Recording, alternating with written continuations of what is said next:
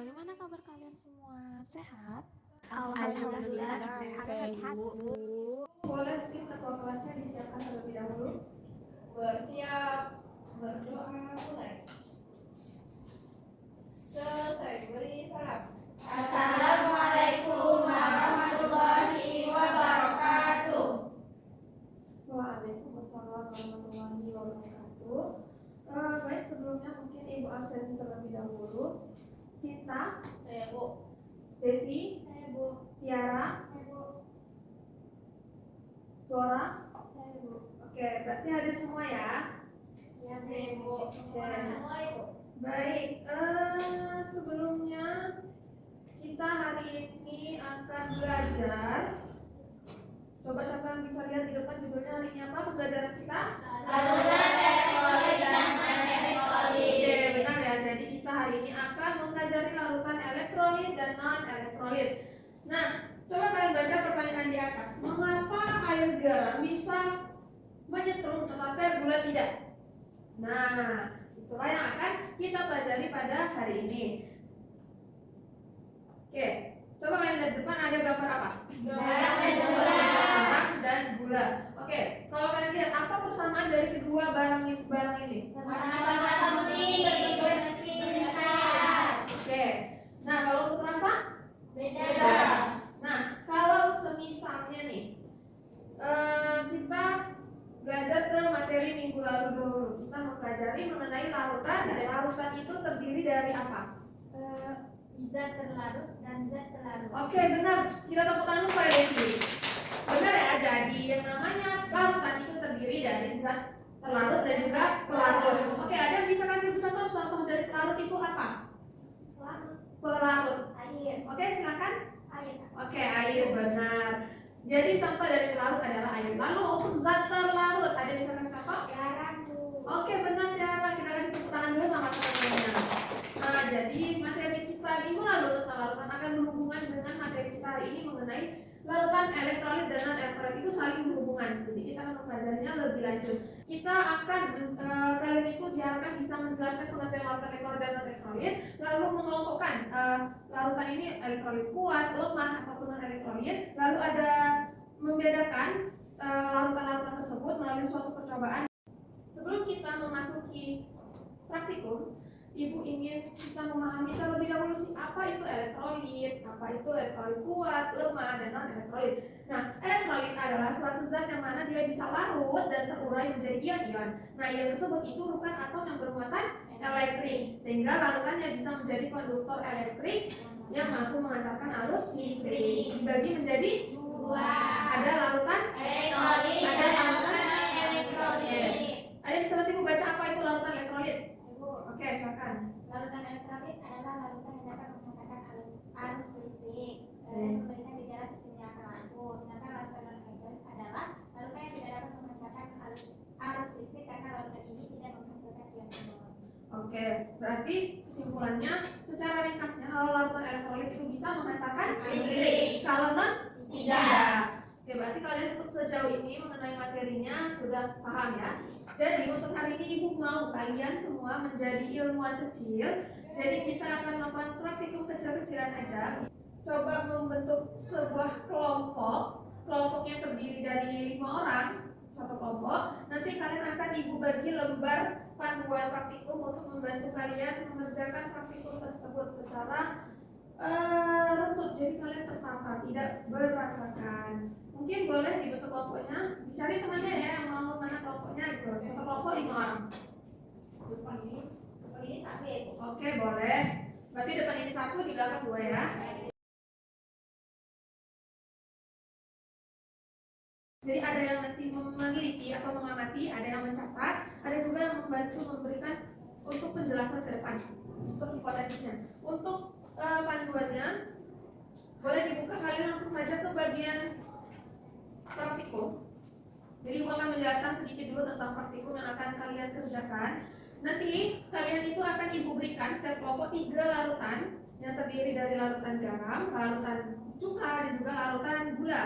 Nanti Ibu akan siapkan, Ibu sudah menyiapkan alat demonstrasinya. Jadi kalian hanya perlu setiap kelompok 2 orang maju ke depan untuk mencobakan di depan nanti yang maju ini menyampaikan kepada temannya yang mencatat terkait apa yang kalian temukan di depan. Di awal ada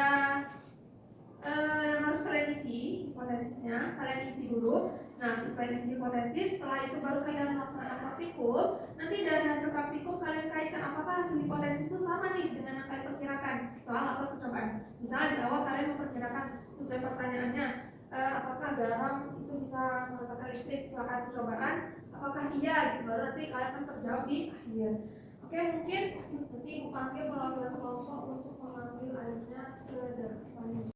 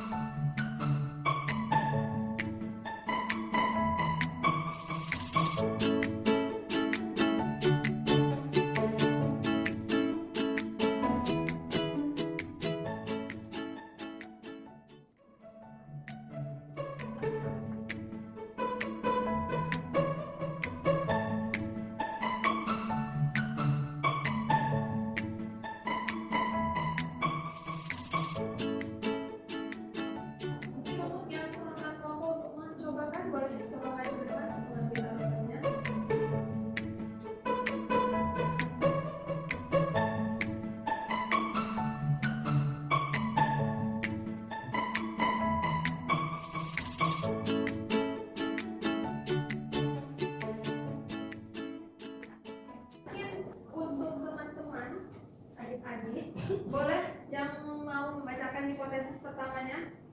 Siapa kelompok mana dulu? Ibu mau coba dengar. Oke, boleh?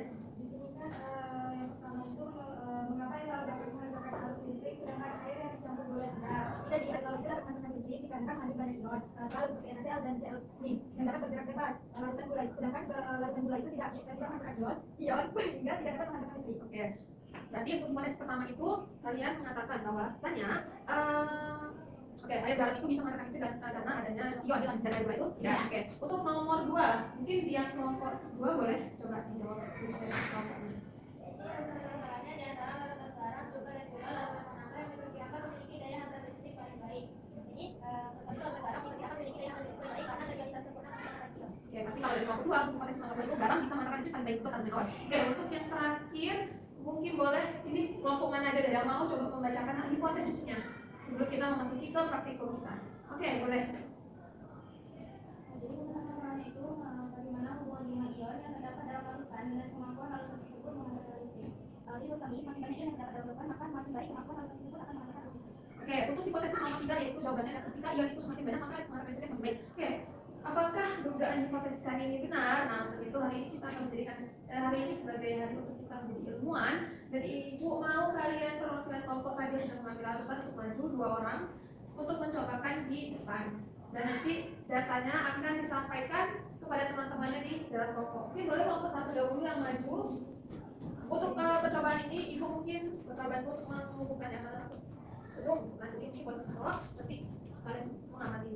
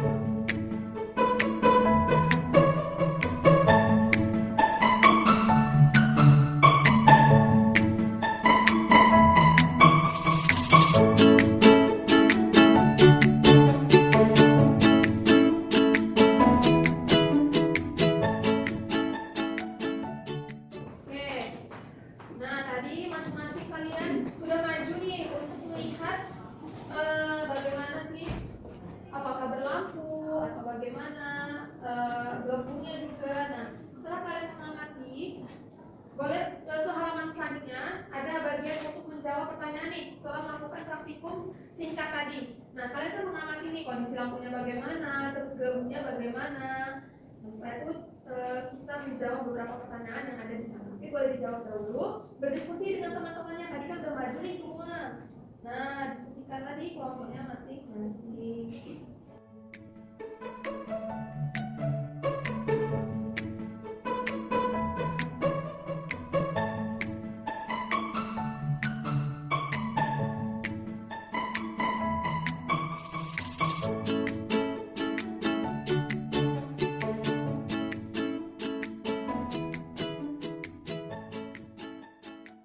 Sudah selesai kan tadi menjawabnya? Ya. Kita akan lihat nih bagaimana hasil setelah maju tadi untuk melakukan praktikum melalui hasil diskusi kalian. Mungkin boleh perwakilan kelompok 2 orang untuk maju ke depan menjelaskan hasil dari praktikum kalian mengenai pertanyaan-pertanyaan yang ada di depan. 2 orang tidak. Kelompok 2 menduan boleh. Maju boleh berdiri di sini. Sampaikan kepada teman-temannya untuk membandingkan hasil apakah sama nih antara kelompok 1 dan juga kelompok 2. Mungkin boleh maju dan sampaikan dari kelompok mana, baru baca pertanyaannya dan jawab. Gak apa-apa ya, lanjut aja.